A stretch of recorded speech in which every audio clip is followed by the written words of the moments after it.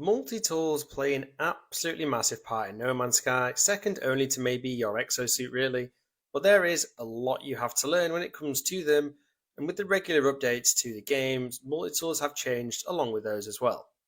Now, around about 2 years ago, I created a guide going over everything you need to know about multi-tools at the time, but that video is now pretty well out of date, and a lot has changed since then. So I've decided to create a brand new and more importantly, fully up-to-date guide going over everything you need to know about multi-tools in No Man's Sky. So without further ado, let's go ahead and get stuck in. Just a quick heads up that in this video, I'm going to be showing you a couple of S-Class multi-tools of different types, just as examples. Like not all the types, but a couple. So if you like the look of them, at the end of the video, I'll leave the portal coordinates to them along with the galaxy they're in, just in case you fancy getting your hands on them. So make sure you stick around for those. Now, as quite a lot has changed since my original video, it makes sense to start with what is actually new, and what better place to start than one of the most recent changes, which was multi-tool archiving. Now, this was introduced as part of the recent absolutely massive Worlds Part 2 update, and in a nutshell, it basically means you're allowed to now archive up to 18 multi-tools at any given time. You can go on to collect a whole bunch more. Now, in order to actually be able to archive multi-tools, you will need to have a weapon rack, so maybe on your base or your freighter or whatever, which was previously only used for decoration purposes, but now it can be used as a utility as well. So when you go to archive multi-tool, it will be removed from your active multi-tool slots and free up a space, of course, and you won't be able to use it again until it is retrieved from the archive. Similar to how it works with the new ships archive, as it got the same kind of update at the same time. Anyhow, if you decide to store a multi-tool in the archive, the good news is all your installed technology will remain on it, even if you restore it. So you don't have to worry about any of that going AWOL. But there's one final thing here, and that is you can choose to destroy a multi-tool if you so desire. Say you've already archived 18 and you don't want one, doing this will remove it permanently from your inventory and the archive. So make sure you're absolutely sure before doing that. The next fairly big addition to multi-tools since my last video was the introduction of fishing and the fishing rig, which is a multi-tool upgrade to allow you to, well, fish in No Man's Sky basically. These multi-tool upgrades came as part of the Aquarius update and has seemingly been included in some form or another in, I think, all expeditions since its introduction. Maybe missing just one, I can't remember. But you may or may not agree with me here, but I don't get the point of fishing in a space exploration game. I get the impression it is going to be a feature in Light No Fire, and it's just been ported backwards, but here we are. I'm not knocking it completely, but it just isn't for me. Like, I only fish in a game when I absolutely have to, so expeditions. But yeah, a new multi-tool upgrade nonetheless, that needs to be included in this video.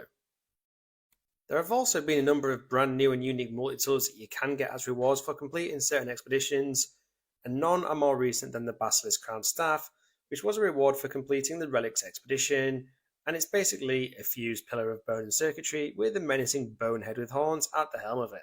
It looks pretty good, to be honest. Anyway, next up for a unique one is the Pillar of Titan, which is yet another staff, and this one is made out of stone, and you won't be surprised to learn it was a reward for the Titan expedition. Now, going a little further back, and although not a multi-tool completely, you did get a unique fishing rig as part of the Aquarius update, which goes by the name of the Lost Angler's Rig. Doesn't do much for me, to be honest, as again, I'm not a massive fan of the fishing in a space game, but anyway. The final unique multi-tool that is a reward for the Omega expedition is the Atlas Scepter.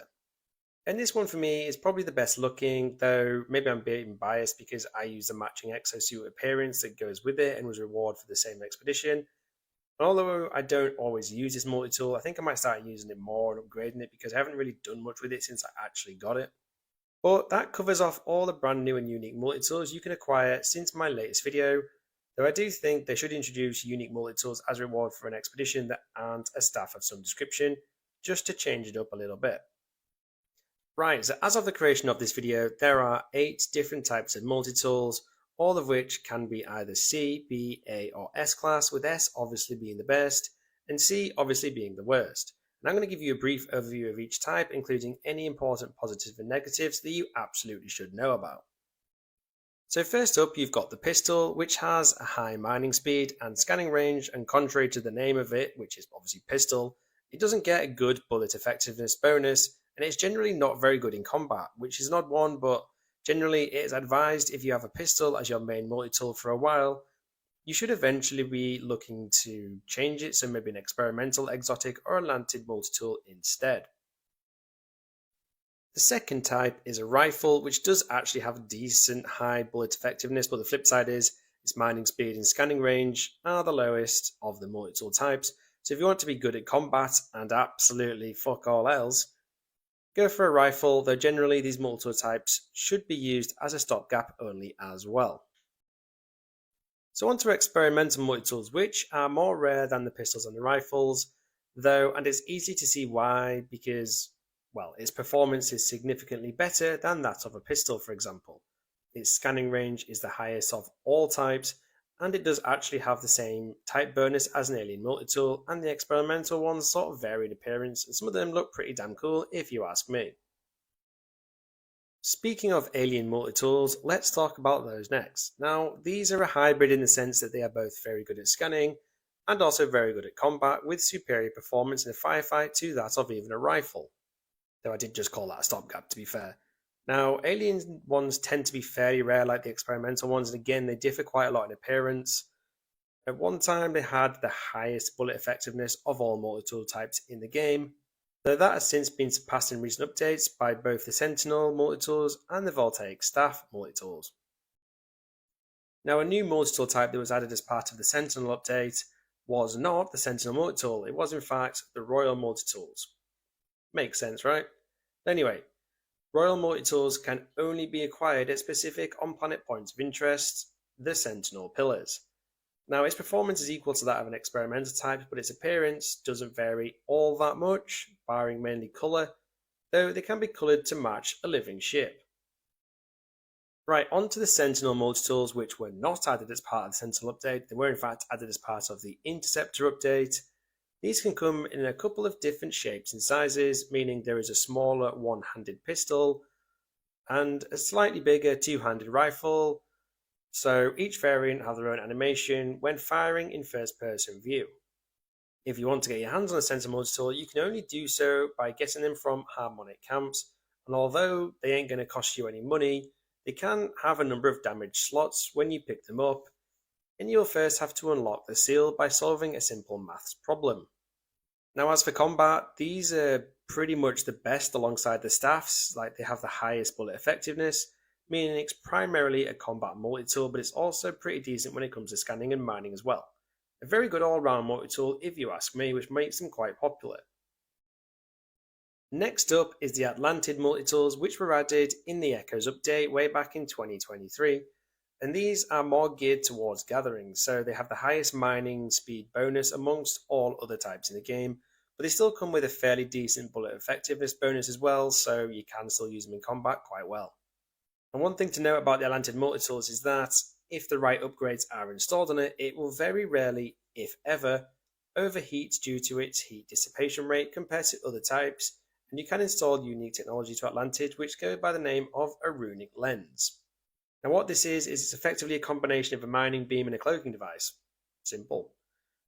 They can also only be obtained from monoliths in a Korvax system, however, and you will need to have, at least partially, completed the quest Those Who Returned, or They Returned, to get your hand on them.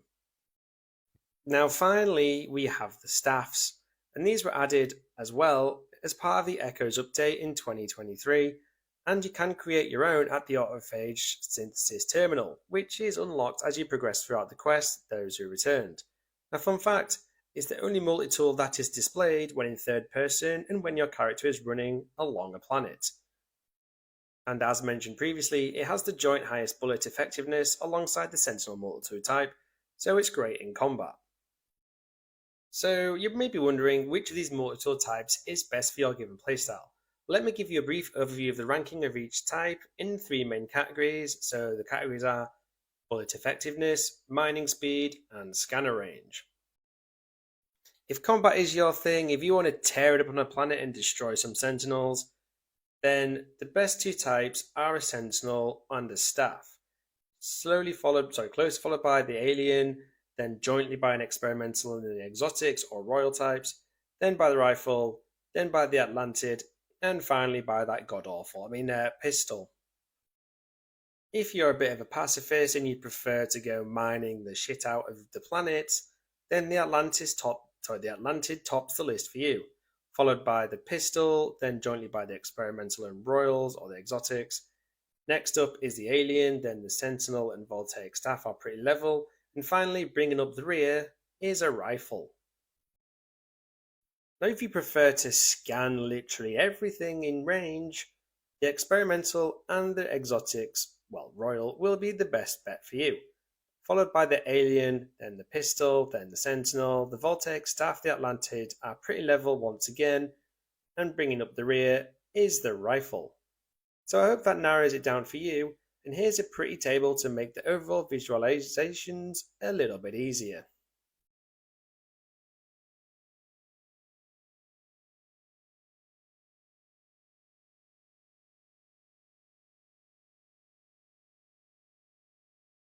Let me very briefly go over multi-tool inventory, and basically in a nutshell, the size of it is going to differ depending on what class a multi-tool is, but the good news is they can be upgraded for a cost, and the upper limit of inventory is 60 slots for an S-class multi-tool, and alongside that you can get up to a maximum of 4 supercharged slots, again for the S-class ones. There is no storage or cargo section in a multi-tool's inventory, so basically you can only whack technology components and upgrades into them instead.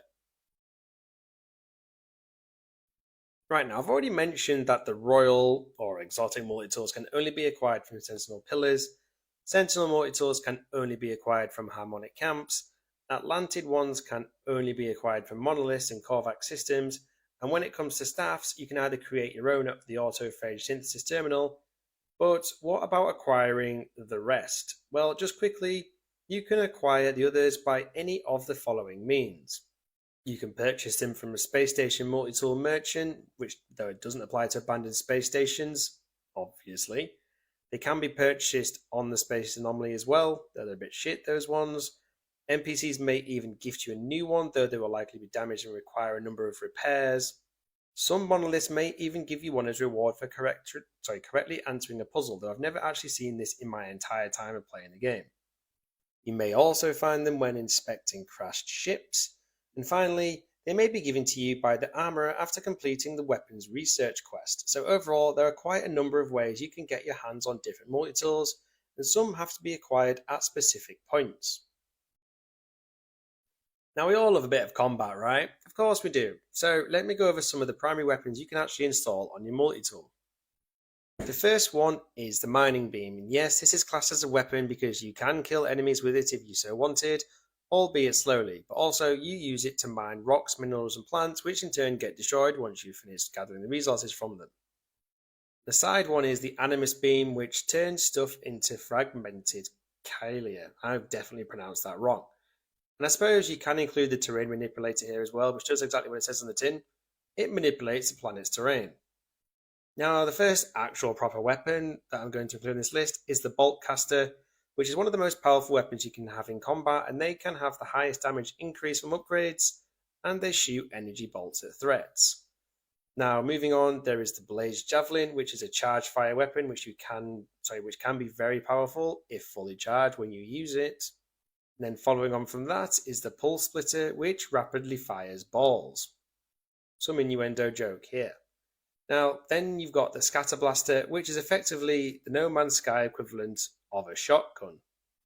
And finally, there is the solar ray, which is similar to the terrain manipulator, but instead it turns resource deposits into liquid sun. Tasty. Now, there are of course secondary weapons to these primary ones, which can be altered by using the circle button, the mouse wheel button, or the B button depending on your platform, and I'll quickly rattle these off.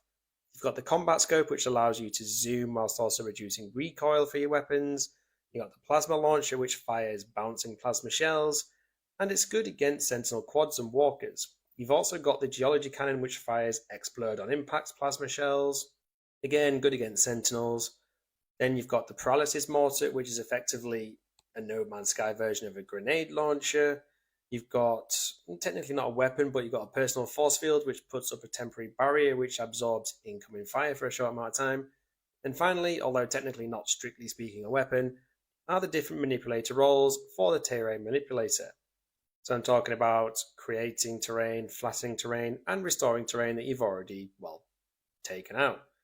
Whew, that was a quick list. Did you manage to take that all in? I hope you did.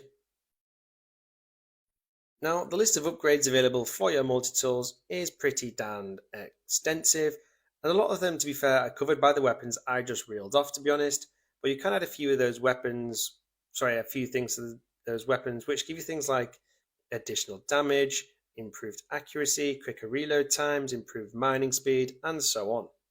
If you have the right multi-tool, with the right weapons and the right upgrades, which include X class restricted upgrades as well, along with good adjacency placement and adjacent supercharged slots, you can get a damage output of over 100,000. And that's pretty darn impressive. Now, when it comes to upgrades, there is no one size fits all, and weapon choices as well, I guess. So I'll finish off by saying just install what is right for your playstyle. If you want to go and have combat all the time, install as many as you can possibly fit in, basically. The one thing I would highly recommend you get upgraded on your multi-tool quickly are S-Class scanner upgrades for the analysis visor, because with those installed, you're going to be earning hundreds of thousands of units per creature scan and tens of thousands of units per plant scan. So basically, you can earn absolutely millions of units in just a couple of minutes by visiting planets and scanning literally everything you can see. And another important analysis visor upgrade on the multi-tool I would recommend installing, if you're into your base building that is the survey device, because it means you can then scan for hotspots like electromagnetic fields, mining deposits, and gas clouds. Now, speaking of, continuing with upgrades, this time for the mining laser, definitely install the advanced mining laser, because otherwise there's going to be a boatload of stuff like resources you'll find on planets that you can't actually mine without it installed, and that's just a giant pain in the ass. But as a general rule, it's definitely worth spending some time looking through all of the upgrades you can unlock for your multi-tools, what they give you, both on board the Anomaly and on regular space stations. And the final upgrade I'll talk about, as I've already mentioned inventory size upgrades, is the class upgrades. Now, thankfully, you can upgrade the class of your multi-tool for a significant cost, though, if you really like the look of one, but it's not an S-class, for example. So if you want to upgrade one from C to B, that's going to cost you 10,000 nanites. From B to A will be 25,000 nanites, and from A to S, that's going to cost you 50,000 nanites, so it ain't cheap. Make sure you're fully committed to using that specific multi-tool before upgrading its class this way would be my advice. If not, go on Reddit and just find the ones you like the look of and get the coordinates to them. Now, if you want to know a little fun fact about No Man's Sky multi-tools, here's a quote from Sean Murray from an interview with Games Radar from quite a few years ago. He says, in a lot of sci-fi games, all of their weapons are basically AK-47s with some red stripes down the side. We don't like that. We want something that feels advanced and cool. So you have this multi-tool, which is a little bit like a tricorder, which explains why your single multi-tool is a weapon, is a scanner, is a mining tool, all in one. Pretty neat, right? As I promised at the beginning of the video, here are the portal coordinates to the S-Class multi-tools that I showed earlier in the video. Unfortunately, I don't have coordinates for all of the multi-tools I've shown in this video. Well, A, because I've had some for a very long time, and some are obviously rewards for expeditions, so you can only get them that way. But I hope you like the look of the ones that I have shown, and I am giving you location to.